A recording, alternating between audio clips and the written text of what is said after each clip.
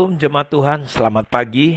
Tuhan memberkati kita semua, dimanapun kita berada. Biar kiranya hati kita tetap menjadi hati yang siap dituntun, siap diarahkan, siap diajari oleh Tuhan. Kita berdoa supaya Tuhan memberikan kepada kita semua hati seorang murid, telinga seorang murid yang mau belajar dari Tuhan kita Yesus Kristus. Kita masih membaca saat teduh kita dari kitab Bilangan, pasal 32 ayat 1 sampai pasal 33 ayat ke-39.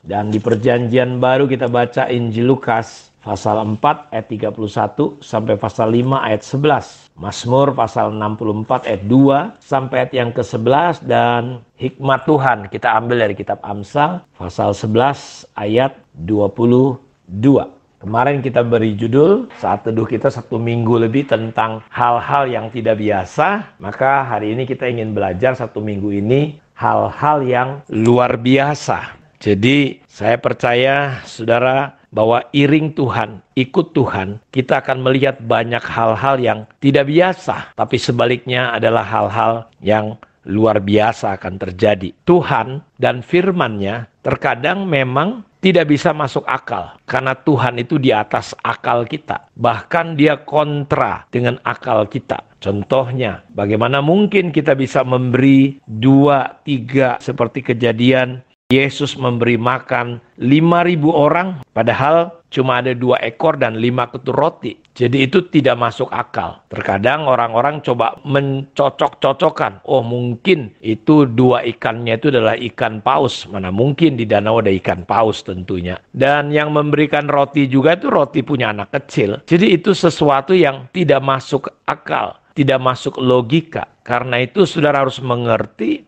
bahwa mengikut Tuhan, kita akan melihat ke depan, kita belajar bahwa sungguh ada hal-hal yang luar biasa terjadi. Orang mati bisa bangkit. Ya, contohnya, satu hari ada orang yang dibawa oleh saudara-saudaranya di Kapernaum. Dalam kitab Markus diceritakan. Lalu karena tidak ada tempat lagi, orang lumpuh ini dibawa. Ya, naik dari atap. Mereka jebol atapnya. Dan Yesus berkata ketika Yesus melihat iman daripada orang-orang yang membawa orang lumpuh ini, ditaruh pas di depan dia. Jadi semua orang mungkin ada yang komplain, ada yang protes. Kita lihat hal-hal yang luar biasa terjadi. Lalu Tuhan Yesus berkata, tak kala dilihat iman mereka, dia berkata, hai anakku, dosamu sudah diampuni. Angkatlah tilammu dan berjalanlah. Dan kita lihat perkara yang luar biasa terjadi Bapak Ibu. Kita juga belajar kemarin dari Petrus yang semalam-malaman tidak dapat ikan. Apa yang saya mau tunjukkan kepada saudara adalah ketika orang-orang profesional, orang-orang hebat, kehebatannya tidak cukup. Kita membutuhkan Tuhan. Dan yang menarik, Petrus itu adalah seorang nelayan profesional. Yesus itu anak tukang kayu. Tentu dari sisi pengetahuan, soal perikanan, soal penangkapan ikan, soal pernelayanan, saudara nggak usah ragukan Petrus.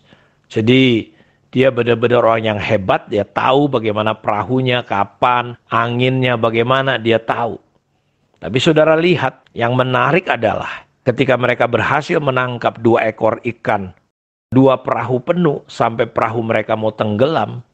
Yang menarik adalah di situ, justru peristiwa itu yang harusnya menjadi momentum Petrus bahagia, bersuka cita, tapi dia di situ melihat sesuatu yang berbeda. Ya, di situ dia bisa melihat Yesus dari sisi bukan hanya seorang pembuat mujizat, tapi dia melihat Yesus sebagai Tuhan. Dia melihat bahwa ini orang luar biasa pribadi ini, sampai dia akhirnya tersungkur. Dan saudara kita lihat bahwa Petrus bisa melihat sisi yang luar biasa. Kapan? Ketika justru dia diberkati oleh Tuhan luar biasa. Dia lihat karena ketaatan dan perkataan Yesus, dia lakukan 2 perahu penuh. Dan itu justru waktu dia dapat, dia tinggalkan. Apa yang saya mau katakan di sini bahwa hal-hal yang luar biasa yang dari Tuhan itu terjadi ketika Tuhan mengajarkan untuk Petrus bisa melihat bahwa kekuatannya, kepintarannya itu sama sekali tidak ada apa-apanya.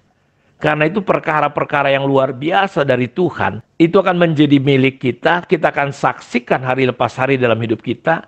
Ketika kita belajar seperti kata kitab Amsal pasal 3 ayat 5. Percayalah kepada Tuhan dengan segenap hatimu. Jangan bersandar kepada pengertianmu sendiri. Akuilah dia dalam segala lakumu. Maka dia akan meluruskan jalanmu. Jangan anggap dirimu pintar dan bijak. Tapi percaya Tuhan. Kita lihat di situ ya, bahwa apa yang Petrus pikir benar, pikir hebat, tapi di situ dia dinolkan. Dia mengalami titik nol. Hidupnya dia sadar bahwa sebenarnya nggak ada apa-apanya.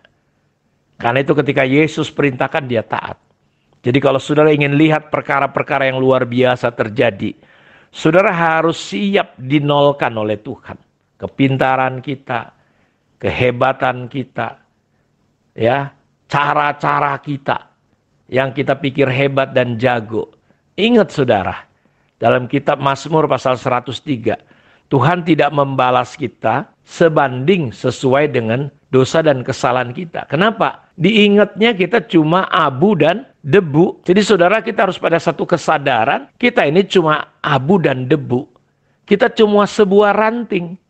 Kehidupan ranting itu hanya tergantung bagaimana dia baik melekat kepada pokok itu. Dia pasti nggak bisa berbuah. Sehebat-hebatnya ranting, kalau terpisah, dia pasti akan kering. Dan dia menuju pada kematian. Daunnya hijau berubah menjadi coklat. Dia nggak akan pernah bisa berbuah. Saudara, kita harus menyadari hal-hal yang luar biasa yang kita lihat terjadi. Itu dimulai ketika Petrus sampai pada tingkat menyerah. Sampai pada titik nol. Nothing, tidak ada apa-apanya. Dan saya mau katakan hari-hari ini, di tengah-tengah situasi yang begitu luar biasa, tidak normal, tidak biasa, kita rindu melihat perkara-perkara besar dan luar biasa terjadi atas hidup kita. Dan itu dimulai ketika kita menyadari bahwa kita cuma debu dan abu. Kita nggak ada apa-apanya. Kita jangan anggap diri kita pintar bijak. Percayalah Tuhan, Dia akan luruskan jalan kita. Itu yang terjadi dengan Musa. Ketika dia melihat semak duri yang terbakar tapi tidak hangus. Tidak terbakar, ada api tapi tidak terbakar. Itu aneh. Dan ketika dia diizinkan Tuhan 40 tahun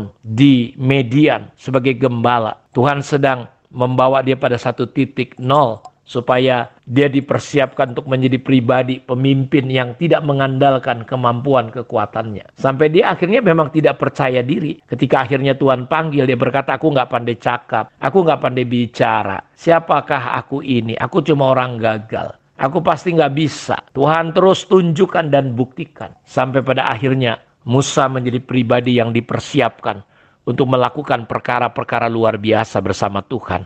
Untuk bekerja sama dengan Tuhan. Untuk mengerjakan apa yang Tuhan mau. Saya berharap lewat saat teduh ini saudara mengerti. Mari, saudara harus sadari siapa diri kita. Kita cuma ranting. Kita cuma debu dan abu. Tuhan ingat, Tuhan tahu siapa kita. Karena itu nggak ada sesuatu yang perlu kita sombongkan. Jangan biarkan kesombongan, rasa hebat, merasa istilahnya sup di heb, supaya dibilang hebat. Kita menunjukkan, kita nggak ada apa-apanya. Pada satu titik tertentu, saudara sadar, kita akan terbentur juga. Dan kita harus ingat, Tuhanlah penolong yang sejati. Tuhanlah satu-satunya dasar hidup kita. Dialah warisan kita. Saya berdoa, kebenaran ini bisa menolong kita semua. Mari kita berdoa. Bapa, terima kasih. Biarlah firman-Mu menolong kami. Untuk kami bisa melihat perkara-perkara yang dahsyat dan luar biasa terjadi bersama Tuhan. Ketika kami bisa sampai mau diproses oleh Tuhan pada titik di mana kami tidak bisa berbuat apa-apa. Sadar bahwa kami cuma debu dan abu. Kami cuma ranting. Tuhan, segala kemuliaan bagi-Mu. Engkaulah warisan kami. Engkaulah bagian kami. Engkaulah kekuatan kami. Engkaulah hidup kami. Engkaulah tujuan kami. Sungguh kami tidak ada apa-apanya tanpa Tuhan. Biarlah belas kasihan, kemurahan Tuhan tercurah atas hidup kami. Roh Kudus membuka pikiran kami untuk kami dibawa pada satu kesadaran bahwa kami tidak ada apa-apanya. Terima kasih, dalam nama Yesus Kristus kami berdoa. Amin. Tuhan memberkati kita semua. Shalom.